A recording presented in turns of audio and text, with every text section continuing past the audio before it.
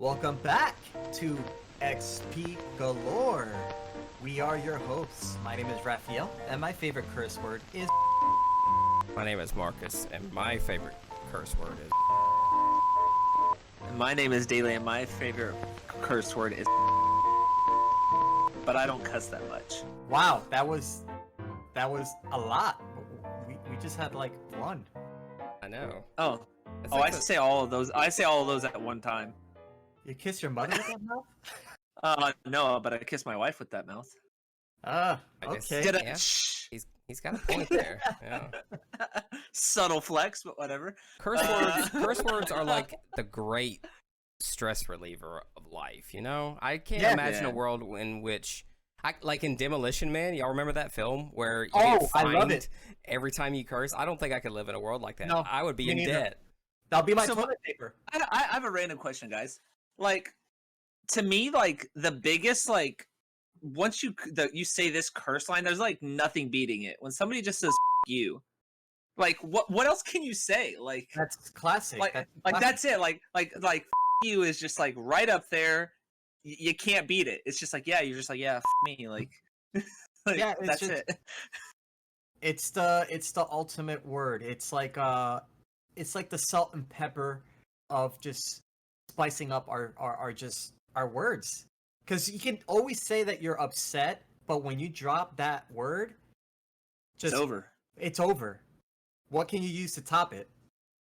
I Not don't a know. whole lot. I don't Uh, know. No, I you just don't say, think you you- say it back to them. Like you just reflect it back at them. Yeah, like Yeah. like you me? No you. You know, Yeah, but like it loses its like yeah, you can't say authoritative tone when you say it back. It's like when somebody copies you, you're like, oh yeah, real mature, and they're like, oh yeah, real mature. It's like, yeah, you can't. You have to beat them to it, and you gotta reach for the ultimate word before they get it because you can't. Yeah, top you- yours after that. and you yeah. can't just say it right off the bat. You can't just be like, hey, No. you. Like, you can't say that. Like, you know what I mean? Like, it has to be like a progressive argument or statement, and then you just finish it with the kill shot. You know? Yeah, but everybody they don't like the build up. They just we gotta top first. Yeah. So it gets difficult Mm-hmm. with the comebacks. But you know that's life, and also it's good a stress reliever. I recommend you guys just to let it all out when you're alone, and just drop some words and spicing up your vocabulary. I like to grab onto the steering wheel with both hands, tense up real quick. By the way, I'm not driving. I don't even have the keys in the ignition. Just like to grab the steering wheel, and then I just like to say the F-bomb as loud as I can. That's road rage. No, but like I'm talking like if I'm just having a bad day or like a bad morning, I just get in the car before I even turn the keys over, before I even put them into the slot. I just like grip my handlebars and I'll just my steering wheel and I'll just like say the F-bomb real loud, and then I just and just or go on about my day. You could just scream at your pillow and nobody hears you, and it feels nice too. Yeah, but when it's something about being in your car, and it sets the mood. It's like that. It matters. It's like it matters because there's like that slight chance that somebody can hear you. I could just picture your morning, like just waking up, brushing your teeth, taking a morning shower, making breakfast, kissing your wife goodbye, you're going to work, going in the car, and then just sit there.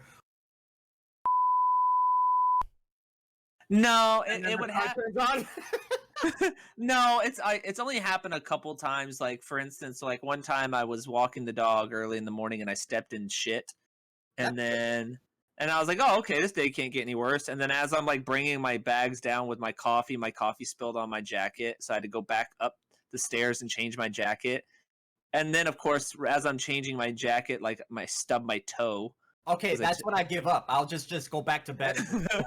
Agreed. Reset. And so then so I just and then I just went in my car and I was like, you know what? It's happening. No, that's This not good. is- Marcus, what do you do? As far as anger goes, well, I don't know. Yeah. Like I'll be honest though. I did used to scream in my car back when I had a job where I drove around a lot. Yeah. I think I actually just told a friend this the other day that the times that incited the most anger in me when I'm on the road would be if I've been on the road for a lot that day, like 8 hours, 9 hours, whatever, and all I want is just to get into a drive-through and get some food. And I somehow show up at the exact time that everybody in the town I live in Oh, of decided course. they also wanted to go through the drive-through. And every spot I hit, it's like lines going out into the road, and I just want to just give up. And I'm just like, I hate this, because then I could easily just go home and order it and have it delivered, but then that takes an extra hour and a half, and I didn't Because want to they have to go through the same thing that you were about to go. Yeah, exactly. So I used to get so angry with that, and like every now and then I would get some road rage, but not the kind that you would see that ends up on YouTube or Facebook or somewhere where somebody's filming me like giving them the middle finger and spitting on their car and cutting them off. I talk to myself when I see stuff like that. My daughter actually corrects me. She's like, "Are you talking to me, or are you?" I'm like, "I'm sorry, I'm just venting. I have to describe what's going on and how I'm feeling." I'm like, "Is this person for real? Are you really turning without putting a turn signal? You're gonna what? I was waiting for you, and then you just randomly just cut me off. No turn signal." Mm-hmm. That frustrates me. Mm-hmm. I'm not gonna lie. I have that subtle road rage where you just like, it feels like a small victory when somebody's trying to speed up and merge, but like they have to slow down. So you're like, you know what? I'm gonna speed up, so it forces them to slow down. Yeah. And then they have to like. I do that. I totally do that. Like if they have to merge and I don't, and they're trying to speed up, I'm like, no. You're the one that's merging. I don't merge to you. And so like I'll hit the gas and go like 5 miles more. I had one story is very quick. I was taking my daughter to school years ago, obviously, and we were stuck on traffic because there was construction workers with that just slow vehicles in front of us. Right, I'm telling you, we were there for a good 15 to 20 minutes, and I was just like dead tired. I'm like, this is early in the morning, upset already. This woman tries to cut everyone off, goes on the side of the road, falls in a ditch, and gets her car stuck. And you can see the mud coming out in the back of the car, the tires spinning. As soon as that happens, the construction truck moves and traffic goes normal. And I look at her and I'm just laughing. Not at her, but at her bad luck, if that makes any sense. I'm like, that sucks. You're not laughing at her pain, you're laughing at her absurdity. At this, her karma. Like, this is a terrible way to go. You just had to wait just 5 more seconds, and you would have been okay. Mm-hmm. But no. Well, this is going to be an interesting episode to edit for all of you listening out there. If I accidentally miss a beep somewhere and it kind of offends you, I do apologize. But also, you know, we're all adults here. Whatever. I don't apologize, because at the end of the day, we're all adults, and you can't cancel me. Literally just said that, Daily, but thank you. Cancel me. It's 2021. Cancel me. No, don't do that. All right, we're starting a campaign now. Hashtag cancel Daily. All right, everyone, cancel Daily, not us. Just Daily. Cancel the Ancient Dale. I tease. Well, gentlemen, I hope you're all doing well. How's everybody? Tell me how you're doing. Tell me what you've been playing. Daily, I'll start with you first. Man, I am falling apart. No, I'm kidding. But for any of you that are falling apart, call 1-800. Anyways, just 1-800. Just 1-800. No, 1-800 suicide. 1-800 suicide. I forget what the real number is. It's like 1-800. Google it. Oh my God, yeah. We'll put it somewhere on the screen for you guys. Call that number if you're feeling sad or depressed, because nobody deserves to feel like that. Yeah. Other than when you die at 87, like I did yesterday. Wait, what? Oh, you got to level 87? Yeah, and I died. So what happened was my stupidity of just staring at the screen, and you know when you stare too long and you forget to blink, your eyes start to water. And so, like, what I did was I stopped moving, and I tried to hit the pause button on my controller, but I didn't hit it. Instead, I hit the capture button, and I had like 6 zombies swarm me before I could even pause it, and that was all she wrote. See, if I was playing with you, it's like the same thing. Like the girl with the car that got stuck, I would just look at you and start like, "Oh my God, that sucks. You were almost there." Well, first of all, I would be showing you how to play zombies. Oh. Excuse me, princess. But no, I mean, I've been playing that. Been playing some No Man's Sky a little bit. I saw that Xbox changed their name now called the Xbox Network. It's not Yes. Xbox Live anymore. And they added over 100 games to the Microsoft Store because they acquired 3 companies, Bethesda, and then there's like 2 others I can't remember. I just remember reading the article. And they're all compatible with the new Xboxes as well as your computer if you have the Xbox app.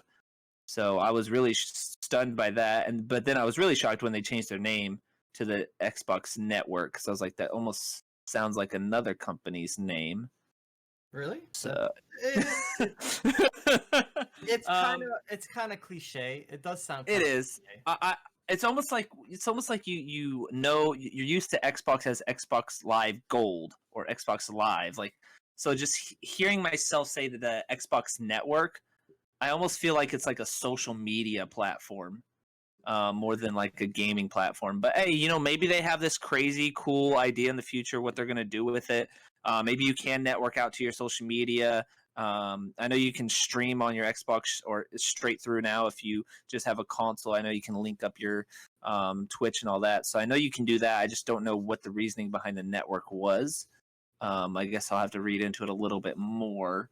But yeah, as far as me, that's the only kind of cool news I have. What about you, Ralph? What about me? I was playing Doom Eternal. I had to put it down because I was using all my favorite curse words. And Okay. I ran out of curse words and my brain needed a reset. So what did I do? I finally popped in Hades and tried Hades, and guess what? Same curse words again, recycled. I ended up, and it's great. It's a different type of frustration because I get so far, and then when I lose, I'm like, oh man, I went pretty far, but I don't get too upset. It's weird. I see myself getting stronger and stronger while I play it. I get better and better using the weapons. Hades does a really good job. Allow, like, how do I say it? Making you choose new weapons, so you don't have to just stick with the sword, the spear, the shield. It kind of gives you perks depending on which one you're about to go out with. Sometimes it gives you more darkness, which is like currency for your power ups. And my character is getting he's getting OP, but I fought Hades, and dude, I destroyed him. Then he goes with a little cutscene, and his life comes right back. And I was like, wait, what? And he killed me like in 3 hits, and I'm like, all right, man, you're breaking my balls here. What? How am I gonna beat this game? So I'm enjoying that. So thank you, Marcus, for that. It's actually You're a very welcome. fun game. I'm It's glad a you very like it. fun game. No, I highly recommend it for everyone. It's a different pace from what I'm used to. I love the graphics, the art style, oh my god, the voice acting. It is incredible, guys. It feels like I'm playing Metal Gear. I was like, when are they gonna start repeating things? They're saying different monologues, like different interactions. It's never the same repeated audio. I'm like, wow, this is very deep. They put a lot of love into this. So that's what I've been doing. What about you, Marcus? I'm really glad that you like Hades, and I can't wait love to see how you feel about it once you get further along in it. I am good. I think I mentioned this last episode, but I'm still in the process of getting ready to move. So Yes. everything's pretty much done as far as the upfront cost. I have to start packing at some point here. I have like a month. So so I've got a little bit of time, but yeah, I gotta Do not pack the computer. That's last. Yes. Well, that goes in the front seat as he drives to his new place. The only thing about that is, like, because it's on my desk, I gotta remember how I assembled this desk so that I know how to disassemble it, and not completely, but because it's an L desk. I think there's 2 different spots that I can unscrew certain things to make it into 3 pieces and make it much easier. I can hear you trying to look at it and study it. Like, how am I going to take this apart? I am. I'm sitting here looking at it right now. Like, okay, let me try to remember how this goes. But I'm sure what you could do is probably like Google what the actual like desk was and look up the manual for it. Yeah, like PDF manual. Yeah, I got it off Amazon, so they'll have the manual on. Oh there, yeah, so. Yeah. definitely. Or you could just do what I did and went to IKEA for y'all that want a cheap computer desk real quick. I have a 58-inch desk, and all I did was went to IKEA, and it only cost me $48 total. Yeah, I see a lot of gaming setups on Reddit that are IKEA setups, and it's definitely a good option for sure. So yeah, they hold 100 pounds, so it's like, why not? Like I don't think I have more than 100 pounds on this desk, so it's pure white, so it looks clean, so like it's not too bad. And then the guy was telling me, if you get 100 pounds, just get a fifth leg and put it in the very back to support it. And I was like, oh, okay. Like, so that's what I did. I spent $48 to get a desk to have my setup. That's probably the cheapest thing on my desk. Yeah, so I got all that going on, and then as far as playing stuff, I've been doing a lot of trials on some different things. Like I'm branching out a bit to see what I like to play and all that. I'm still debating on whether I'm gonna regularly play No Man's Sky after our season is up, because I do like it. The problem is that I've discovered, and it's not a new game, this has been around for a while, but I played my first session of another space sim called Elite Dangerous, and it's quite detailed, and it is kind of awesome. It is a first-person space pilot simulation game. Okay. Where you fly around in a ship and you take on jobs and stuff. Here very soon they're releasing a giant expansion that involves like ground exploration stuff too. So that's going to be a whole other thing. It's the game that a lot of people bring up when the conversation of Star Citizen happens.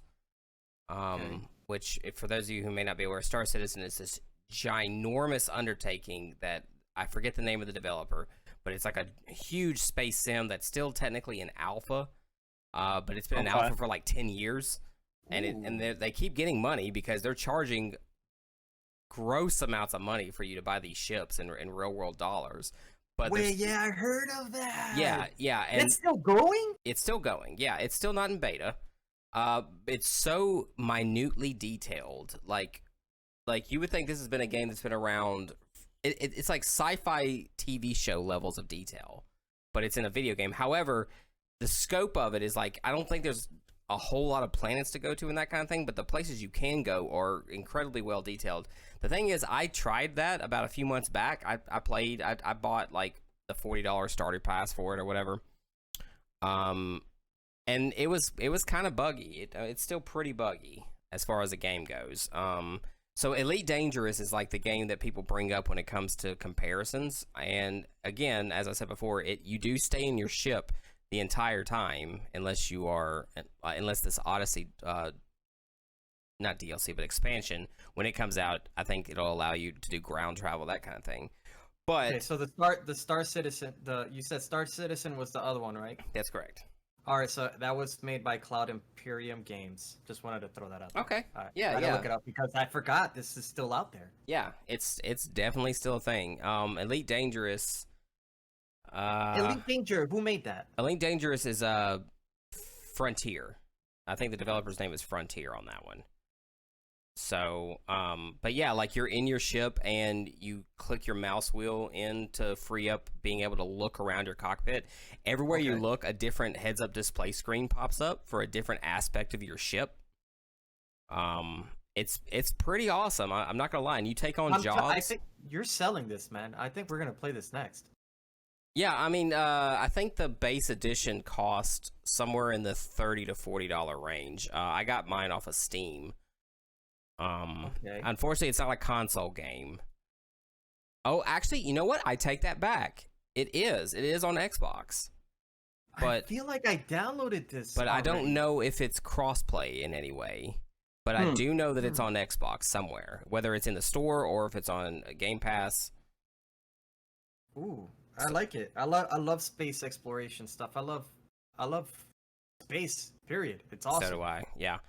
So, I mean, like, to give you an example of how detailed it is, there's a full-on process for you to dock your spaceship into a station. Like, you gotta request clearance and permission from one menu, and then you can either do an auto docking thing or you can manually dock it, and there's like gauges for you to be able to use that to be able to get in at the right speed. And then as you start to touch down, your heads up map changes into almost like the space version of a rear view camera, like a backup camera. Like it shows you, it's like a digital readout of where the landing pad is and like where you're at, if you're centered on it or not. Okay. Yeah. That's pretty dope. I like that. It sounds pretty cool, and I tried it, and it was pretty cool. And I can only handle one pretty in-depth space sim in my life. Okay, so yeah, it's getting better and better. There's too many games out there. I'm also trying to do Escape from Tarkov, but like that's like I've got to read books on that game before I feel like I'm going to be anywhere close to being ready to play it online. So that game, I've watched a bunch of streamers play it, and that game is like legit. Like you're trying to like do special ops. Oh yeah, it's like that. No, but it's like you gotta like sit on the top of the hillside on the rock for 5 minutes, waiting to see if anybody comes in or goes through a window, and you have to slowly clover your way around until you get through one of the door sides, and then you have to enter in, and then you have to go and do like a peek around each doorway. It's like it's one of those most intense like games, kind of like a realistic open battle royale, right? Yeah, but the skill base is completely different. Like the skill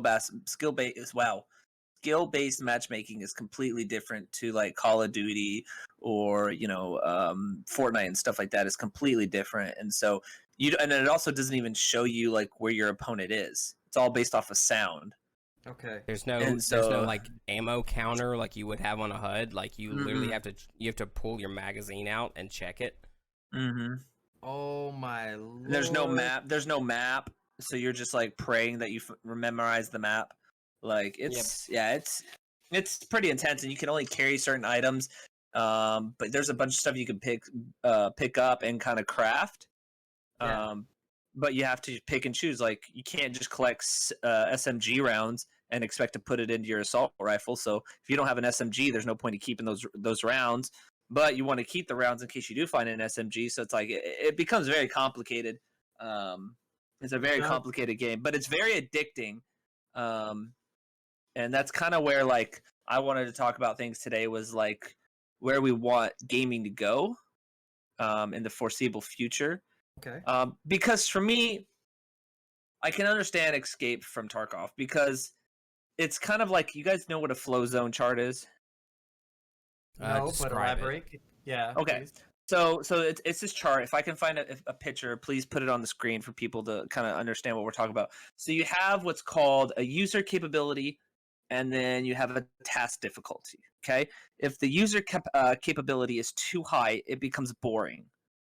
Okay. And then if the task difficulty is too high, you have anxiety. Okay. But there is a certain part in this chart that's called the flow zone, where it's right in the middle, and it keeps your anxiety at a neutral level, and your boredom doesn't creep in. So it's a consistent flow of excitement in a video game. Okay. And that is where I wanted to go, because we are getting in this weird realm where we're seeing certain types of games be either or. So like Escape from Tarkov is like you want it to be the flow zone, right? But you have the high task difficulty to where you have a bunch of anxiety because you don't know where another player is going to come in. Okay. And so like, but if they made it too easy, then you just get bored. So like for me, like there's times where I get really, really bored in Zombies because I'm doing the same thing over and over again. So but then when they have new maps, I like the flow zone. I could disappear because I have anxiety right off the bat trying to figure out the map, and then I'm trying to get to that next level of a new map, and then it just becomes a flow zone for me. And next thing you know, it's 6 hours, and my wife's telling me she wants to watch TV. So so for me, it's like these game companies, they need to find a flow zone for the players that play these games, because nobody wants to stress out to a point where they're like, well, I'm just going to pay to win because it'll make me happier, and then you see these people that actually do, and they do the pay to win, and then they're bored because they have no like excitement to achieve anything. And so That's like true. there has to be this happy medium with the future of gaming. And will it happen? Yeah, absolutely. But I think the best thing that these gaming companies can do is actually listen to the feedback that they're getting. Yeah. You know, Yeah. and listening to the people that tweet it out, or send The fans. emails or Yeah. whatever. Yeah, because the people that play these games are the people that you want to play Yeah. these games. And you're not just gonna be like, yeah, everybody in the entire world's gonna keep playing Fall Guys for the next 2 years. No, it's gonna be an No. 11 and under kid game, and maybe a party game that people will want to play. It's not gonna be your continuous game. But like they always know that Call of Duty is gonna work, and Destiny. They know that these runs that they have to do on these new release DLCs. They know that people are gonna play them, so they have to find this medium ground, which is called a flow zone. So I'll find a chart up and post it up here for you guys to see it. If Rolf or Marcus hasn't already put it on here, I got you. I will put it up and I'll draw it with a crown. yeah. So So that way they have a better understanding. But that's just where I want the future of gaming to go to, and I'll just leave it up to you guys to give your input on it. I got something actually, because what you're saying it's fascinating, because I'm noticing a lot of these games are starting to do like these random generated dungeons and levels like Hades.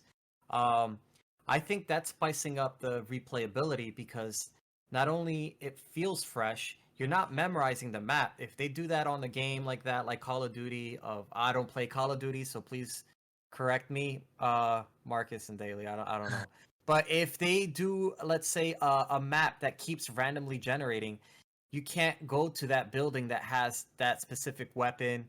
You can't like camp out, because it's not going to be the same. I think that will actually bring the replayability up and keep that anxious factor in the gameplay, don't you think?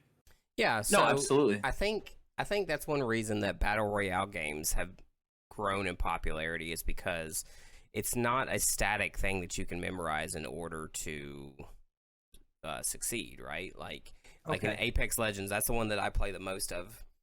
The same loot is not in the same spot every time.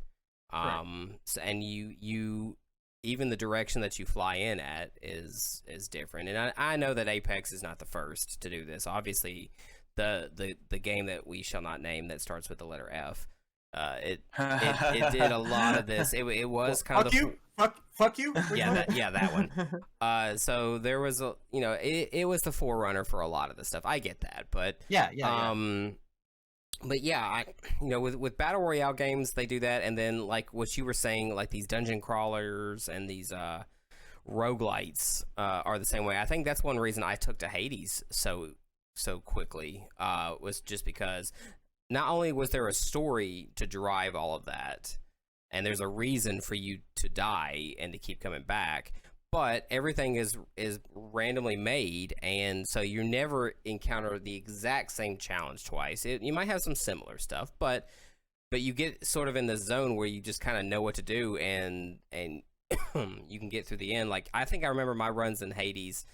I think I got to Hades around like 20 to 30 minutes tops ish.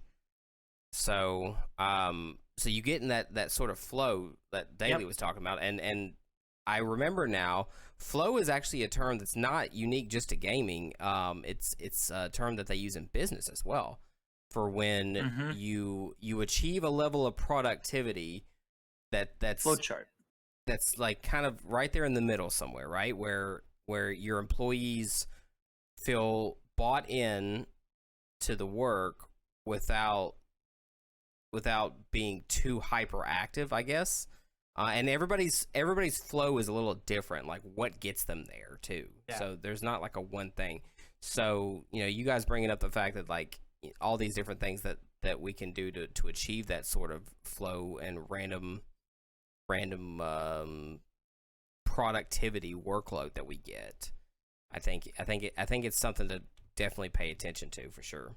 So now we're just talking about gameplay wise, what the future should be for gaming. You think the flow with creativity keeping us on edge is a good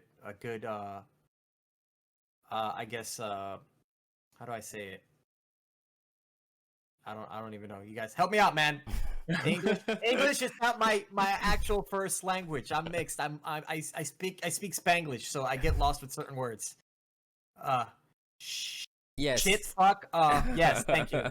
So are you as far as like the gameplay and stuff goes, are you asking like should we focus should developers focus on that sort of productivity flow, like that type of gameplay that kind of helps people zone out for hours on end? Concerned about it because there's pros and cons. Obviously, I play horror games because of the same thing that Daly was mentioning, just the fear factor of not knowing what's around the corner. You're playing in your own edge. You feel your adrenaline pumping. You don't know what's gonna happen. But once you play the game, you already know what's gonna happen. It loses that special feeling. Like once you beat Resident Evil 7 and you know what's gonna happen, there's only a few times that you'll get those pop-up scares because you know what to expect. You know, a game that randomly generates the world, you can't predict anything. So right there is actually, to me, it'll amp up the replayability and that flow feel of the not knowing what the unexpected. So I think that's actually a good feature. I want to say feature. It's not the word I was looking for, but I'm going to say it was a feature for future games. Do you think that will be a good one? Like, or I would say is think of anything else? I'd still say that you have to kind of be very conscious of what kind of game you're trying to make, because I wouldn't want every game to do that, because I feel like in some ways, like not every game is going to be a Hades where there's a very strong narrative campaign built around it and intertwined with it. Like there are games that narratively will suffer if you put that in there, right? So of course, yeah. I think you just had to be very aware up front of what kind of game you're trying to make. And there's a lot of first person shooters coming out. Remember when EA made that huge mistake and they're like, you know what, everything's multiplayer, nobody cares about single player games, and all of a sudden they're trying to make single player games.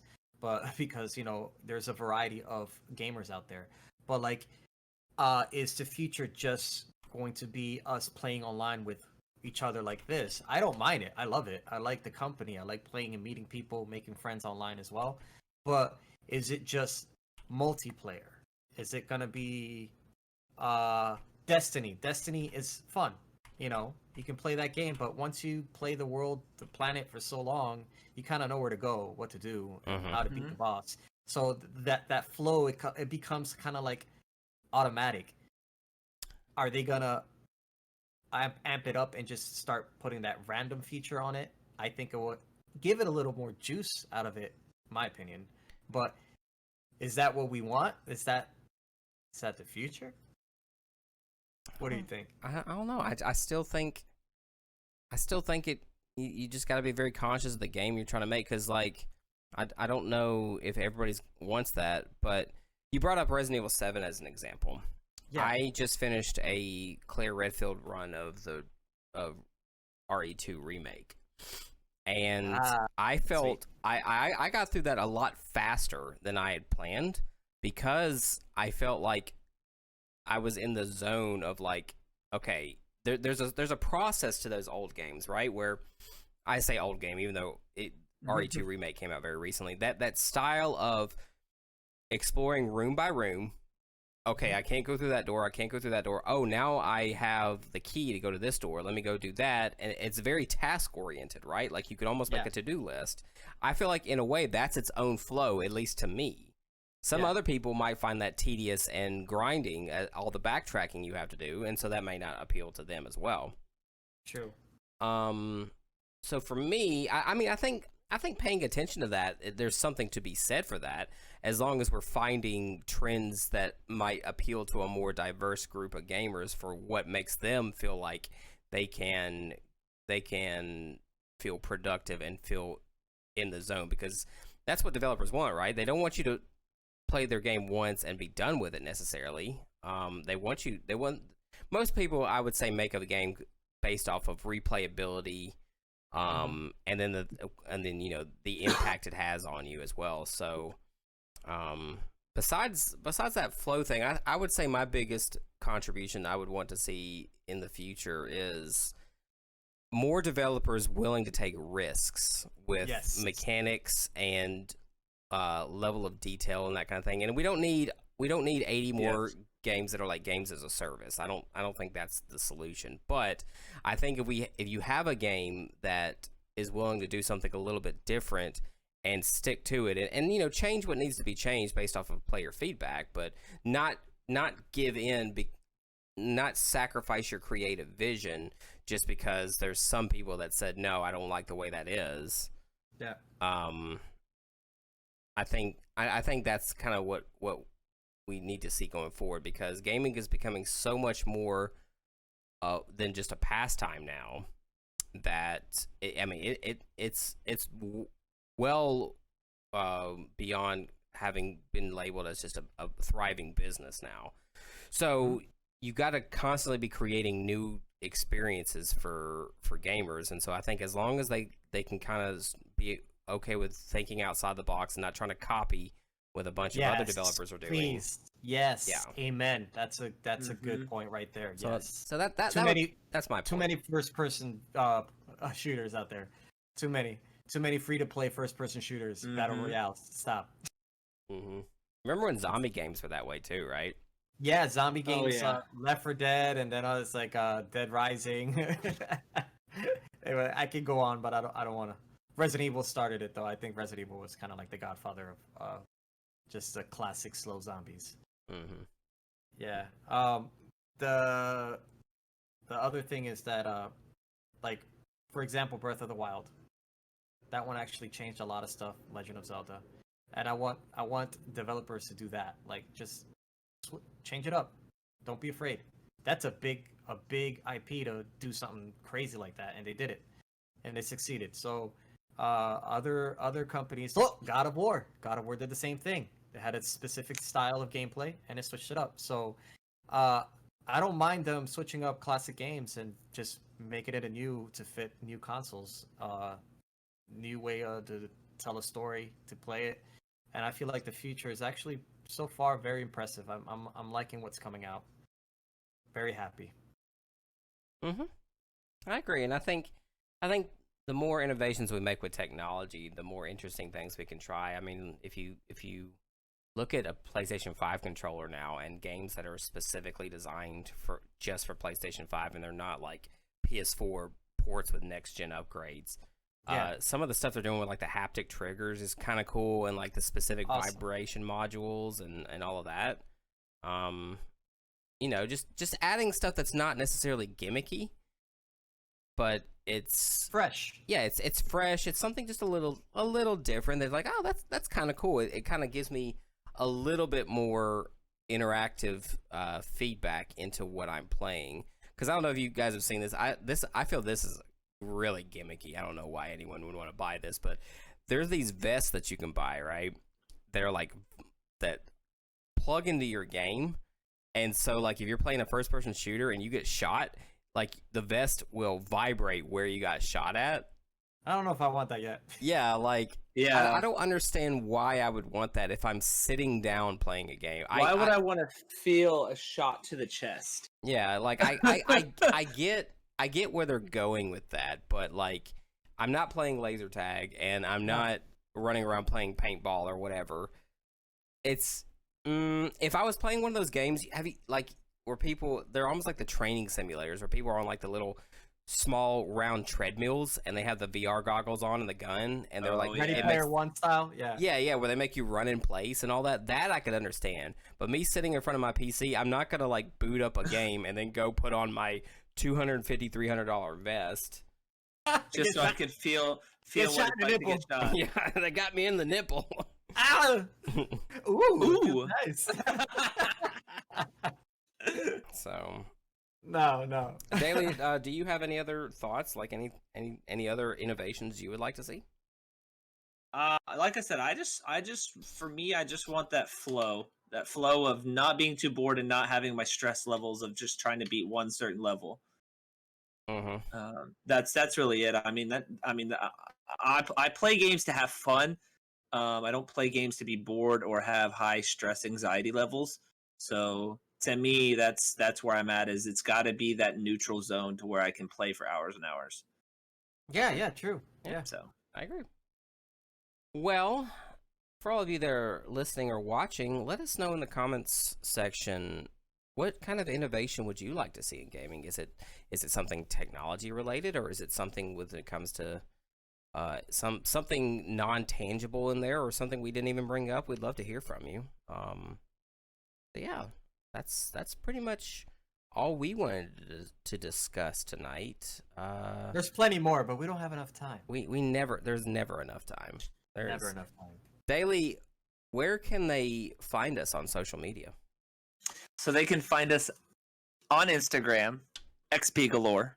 They can also find us on Twitter at XP Galore, and soon to be TikTok, where we will be discussing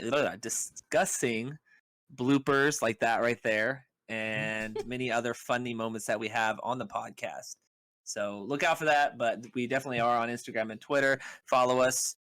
As well as YouTube. Make sure you subscribe to us. And we have audio specifically coming for those people that have a really long drive, or they're on a, like a bus or something, or they're on a shuttle, like if they're in New York City or something, and they want something to listen to.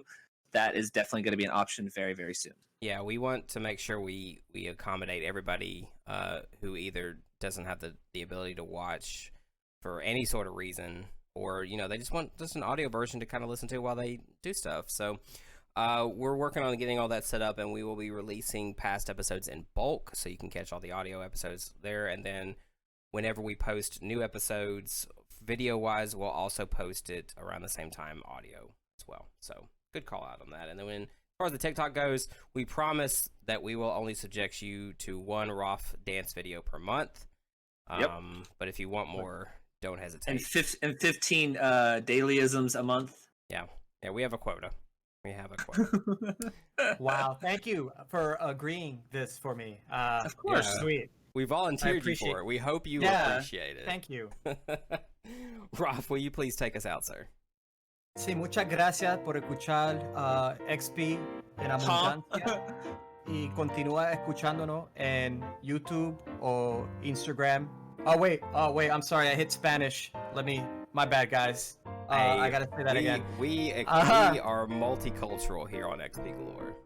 Thank you for listening to XP Galore. Continue following us on YouTube, Instagram, all the other social medias that he just mentioned. I'm an old man. I don't follow none of this stuff. These guys hold my hand and just point me the right direction. So, yes, I appreciate your time. Love you guys. Be safe out there. I'm Raphael. I am Marcus. And I'm Daily. And thank you. We love you guys. And see you next time. Till next time. Wear your mask.